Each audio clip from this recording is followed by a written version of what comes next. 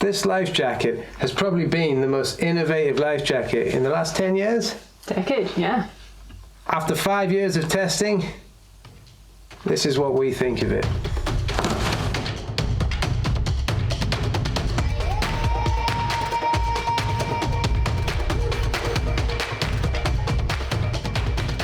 This is the Spinlock Deckvest 5D, and I'd say Spinlock were more known for their sort of hardware, clutches, right? Yeah, I'd say probably more well known for their hardware. Probably less people have used their deck vests as opposed to their clutches, let's say. But yeah, when this came out in the market, massively innovative piece of kit. So many features going on. Yeah, so we bought this with the trust of Spinlock behind it, obviously, and at the time we bought this about 7 years ago, 7 years ago. Yeah. This was winning so many industry awards for innovation, etc., and quite rightly, to be honest. Yeah, there's a lot going on in this thing. She's been on the market now for quite a long time. I was going to talk about the colour. No, not really. It came in 2 colours when we bought it. We've got 3 colours actually. We've got a black and a blue one. It came in 2 different buoyancies, and you could buy it with 2 different firing mechanisms. So you can buy this with the Pro sensor firing arm, and you can buy this with the hammer firing arm. The basic difference between the two is the Pro sensor is more sensitive, so if you get a big wave over you, it probably will inflate. However, that's a bonus because if you fall in the water, it will inflate very quickly.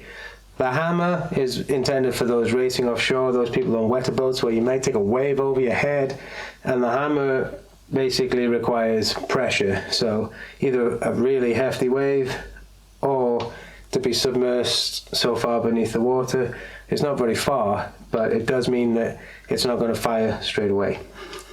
I'll never forget the time that I was a stewardess I told you this story. Yeah. I was a stewardess on a boat in Scotland, and serving drinks, counting tickets, etc. And I went to the toilet at one stage, and what next thing, my life jacket inflated, and I couldn't get out of the cubicle with this big life jacket on. I'll never forget that. This hasn't happened in our Spinlock deck vest. No, she's been good, and I've taken a good few waves over this one. This one in particular is the one that I wore. We've got thousands of miles under this Deckvest's belt, which is good to say. And she's never gone off accidentally.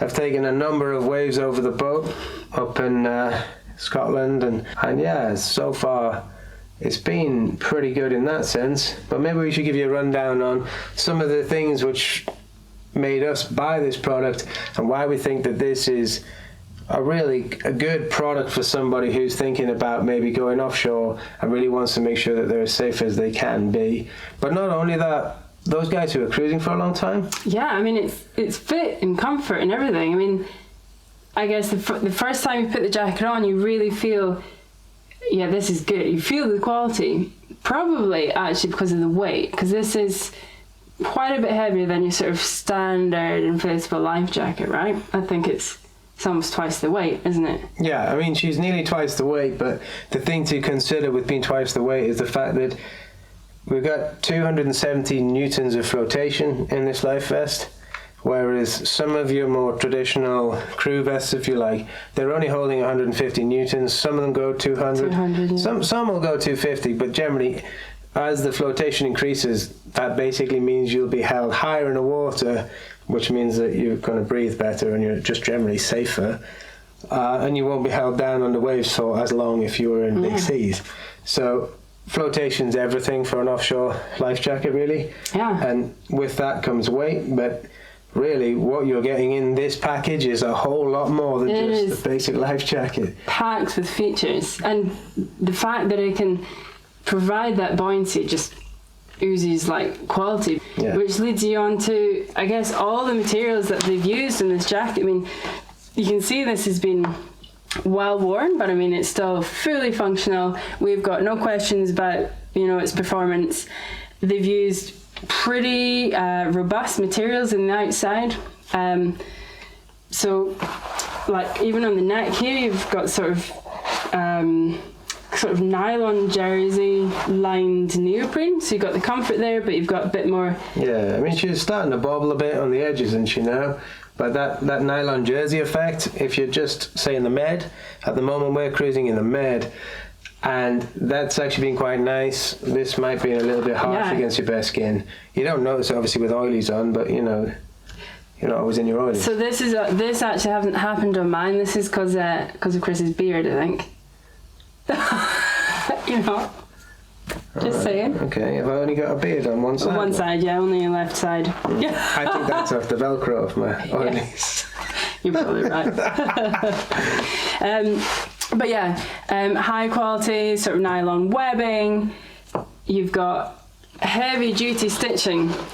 Chris you've got experience from your sort of climbing days, right? How would you, when you look at this, how do you compare it? So looking at this compared to, like, let's say we were looking at a climbing harness or a rescue harness or something like that, I think something that separates this from the rest of the pack almost straight away are the webbing goes, you know, all the way around into here, and it's carried on.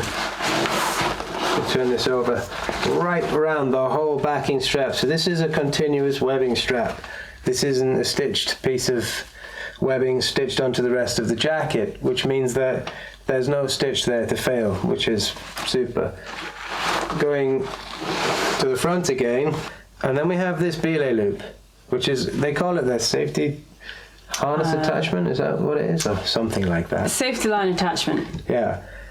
It's not said to be for lifting people out of the water, but when we look at how heavy duty this piece of stitching is here and turn her over, what you can see straight away is there's definitely enough strength, in my opinion, that is, to lift someone out of the water with this. And I think as a cruiser, when someone's in the water, to be able to get them out by just lashing a carabiner onto here and hoisting them up, say, off the boom, you know, trying to use one of those great big plastic horrible horseshoe rings or whatever. I mean, we all carry them in case we need it, but... Yeah, I mean, this has been our man overboard system planned, right? Yeah. This is... the man's overboard, this is where we hook onto them and pull them up. Yeah, We have the confidence in it for that. Absolutely. It's essentially one continuous loop, isn't it? This webbing. Don't get me wrong, I mean, we've hung from it, it works. So the only piece of plastic I think on this are these. Yeah. These are the leg straps. None of them are broken. That's important. On no area actually, which is quite surprising. Yeah, quite surprised actually. So they got to be pretty good UV resistance on that, but still got a nice positive. Yeah, because these things get thrown around, right? We have not been like precious with these. They get thrown in out of the locker. Like, I'm really surprised we haven't stood on these or got them trapped in a hinge or something and they've just cracked. So actually they're using pretty high grade plastic there. Yeah. So yeah, you got your buckle for cinching here, which is fishing it around your torso area. And then turning it round, the back construction is really pretty good, pretty flat here, and you can actually see it's kind of taken like a bit of form from. Yeah, when we first got it, I remember it was really quite stiff. Yeah. But I think it's just like any harness or life jacket, it sort of slowly molds to the person maybe. And then tucked away in here, you've got this cinching system here, so you can get it fitting nice and neat, mainly for the sort of comfort around your neck here, right? Yeah. Because obviously on the boat you're looking up at the sails, you're winching, you're doing this, you're doing that. You don't want to be held back. No. And they've got the design sort of pretty good there, I'd say. Yeah. Didn't really get in the way. Well, the interesting thing about this life jacket is the colouring. I find that basically everything that has a use is fluorescent. So in the middle of this, well, I know it's not a BLA loop, but I would call it that. Well, it's yellow, so you can find it. And in the dark, it helps. And if you're attaching a safety harness to it, it's prominent, it's there, but it's not in the way like a piece of steel. Anyway, the point is it's yellow, you can see it. The fastening, it's steel reinforced. And again, it's yellow. the next thing that matters is your firing off. So if you were to fall in, let's say, and it doesn't inflate, you know, it's not necessarily panic stations. Especially you may fall in with a hammer and you're not submerged enough, it hasn't gone off. So you've got this, which is bright yellow again. Your drama handle. The drama handle, right. And then the next thing we have here, the zip. So with a cheaper life jacket, you'll often find these are Velcro together, and after multiple changes and rearmings and uses and sand and one thing and another, the Velcro can lose its stick. Zip obviously works for as long as it works. This one seems as good as the day it was made, but behind here is where the zip has got no teeth on it, and that's where the firing system is. So it can burst open from there, and it runs all the way around the life jacket as it opens. But again, that's yellow, so we can see where the firing head is, and we can see if anything started to come undone, like this one has started to come undone a bit. To put it back, it's just simple, run the zip up and back, and it's as good as new again. So yeah, I mean, it's obviously featuring like pretty hard wearing ripstop on the main sort of wear areas. This is obviously aesthetic. This is like a reflective, like hot weld TPU, which to be fair has stood up quite well.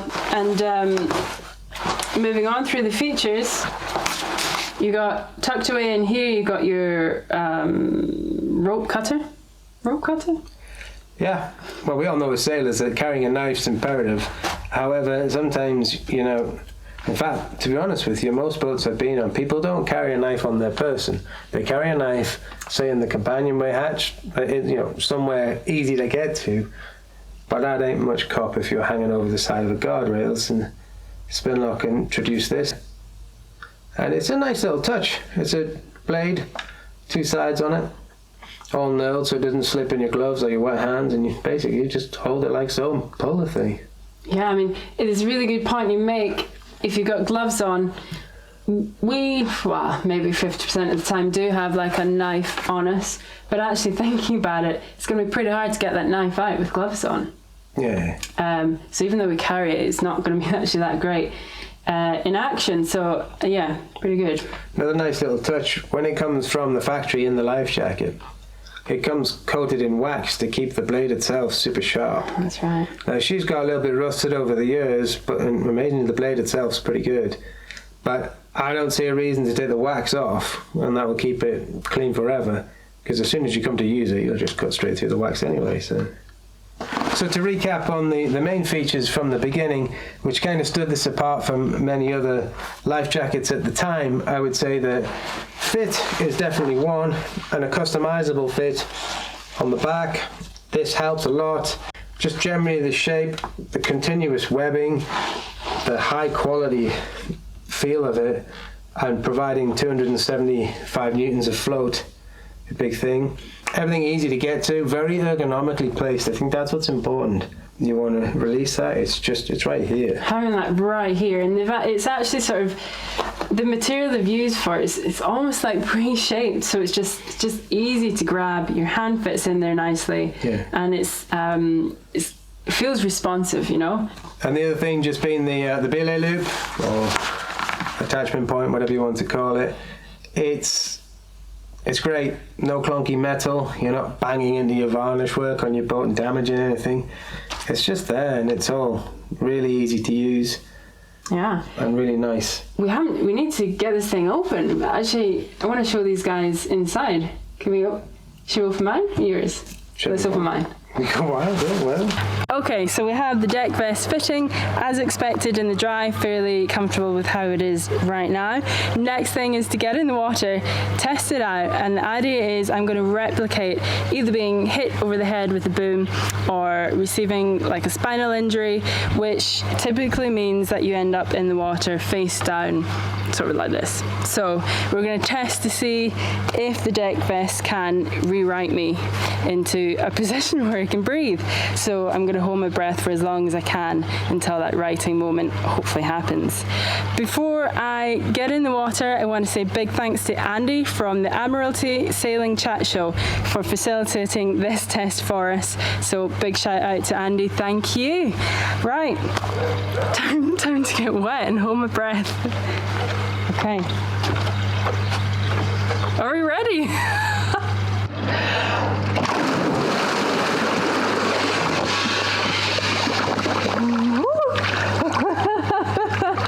Okay, so I can breathe, which is fantastic. And that was fairly fast. Excuse me. I didn't have to hold my breath for long at all. Okay, so I'm lying here as if I am an unconscious casualty. And as much as it probably doesn't look a very natural position and it doesn't actually feel natural, but I can definitely tell that my airway is being held open. So my jaw and neck is being held in a perfect position to keep that airway open if I was unconscious. Everything seems to be pretty easy to grab. I've got my pylon light here, which is in upright position, which is perfect. I've got my top up valve here, my whistle, and my lift up strap here.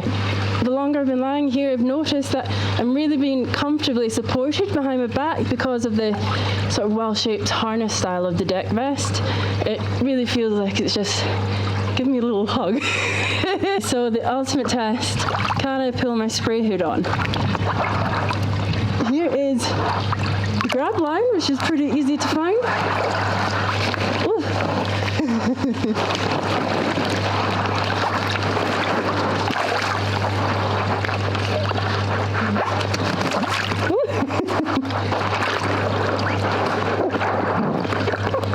Okay, we're in.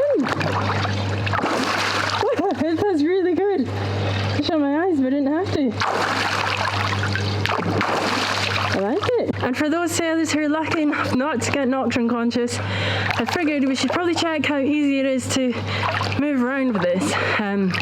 So I'm going to frantically swim as if I'm in distress, freaking out, and just see how it responds. Okay. Oh, my arm's tangled.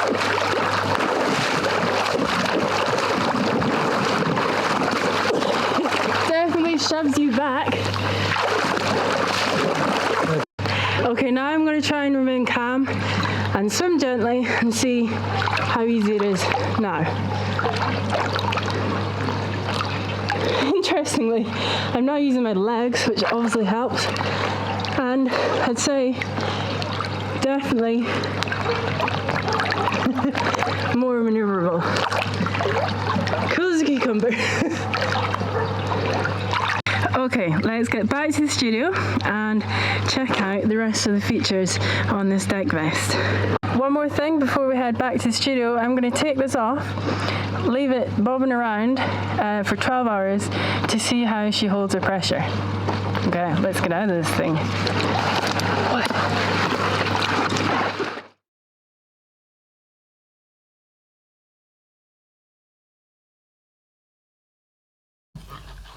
Okay, so the next thing that's on the cards is the space inside this life jacket it's pretty good, and that might seem like a strange thing to say, but you know, for us it's quite important. This is an MOB.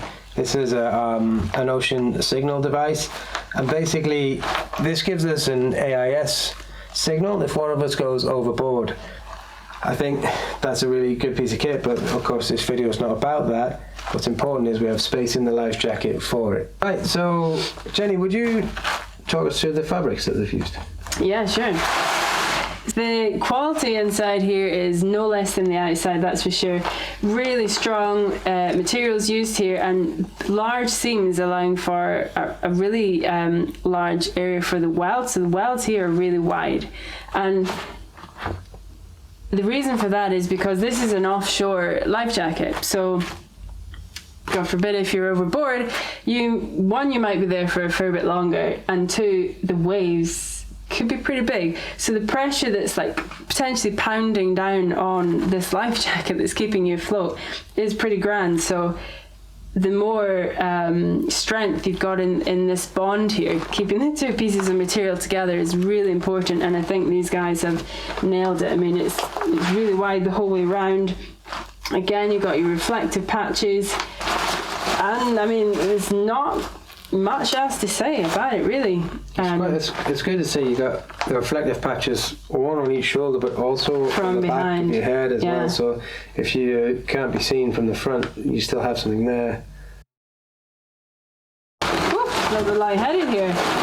So the next thing to look at on here is this. This is the pylon, as they call it, which is an elevated light. It's there to obviously provide some illumination if you were to be lost at dark, and a little bit of height might help that. It's an LED, probably potted in some kind of resin to help it with its water resistance over time.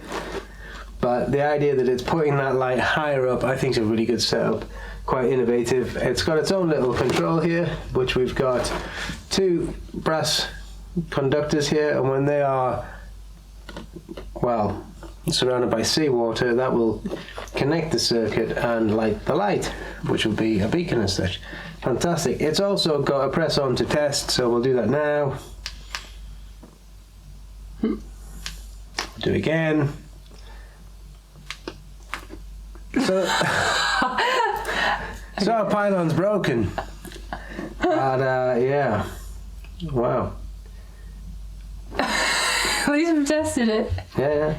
Well, she worked at the beginning of the season. It's now late November, and she no longer works, which is a bit of a shame, but it is what it is. And I suppose, in Spinlock's defence, you know, we've had this in our hands now, this life jacket, for 7 years, is it?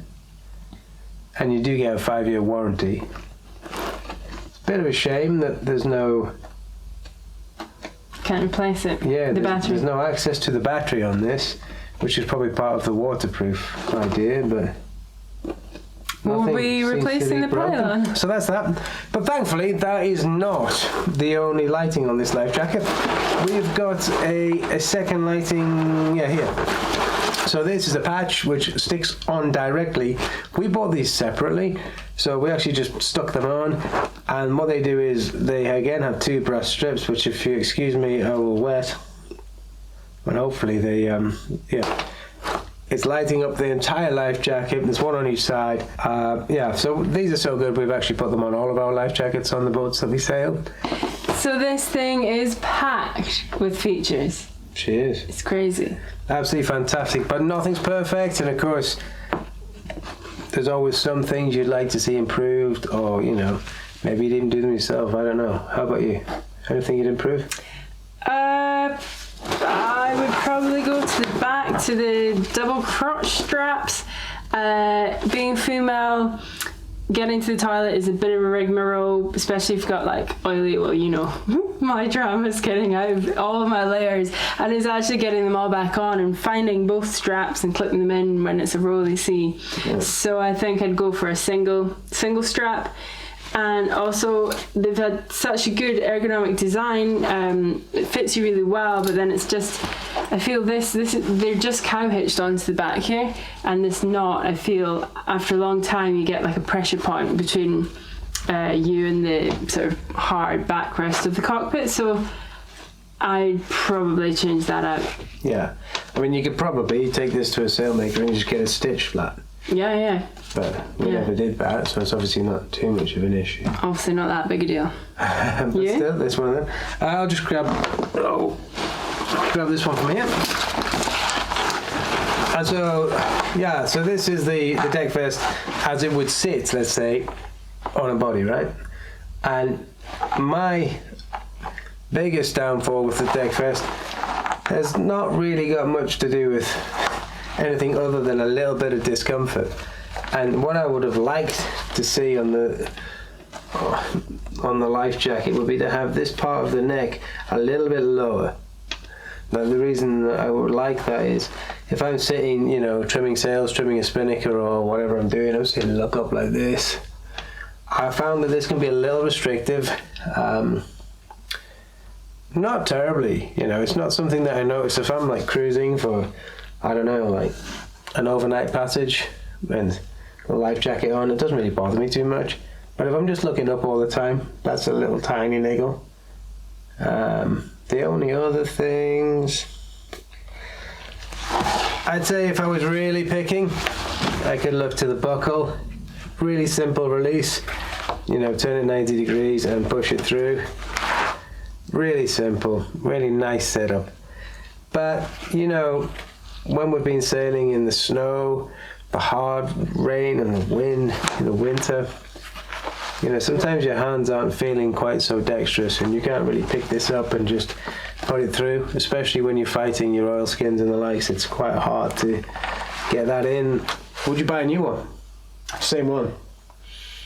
I would buy another one. You would? Yeah. Me too. Yeah. Definitely. Fantastic piece of kit. After 7 years of use, one pylon not working, which is a shame, but it's replaceable, so Pretty good result. I'd say she's good. Yeah. Yeah? Well done, Spinlock.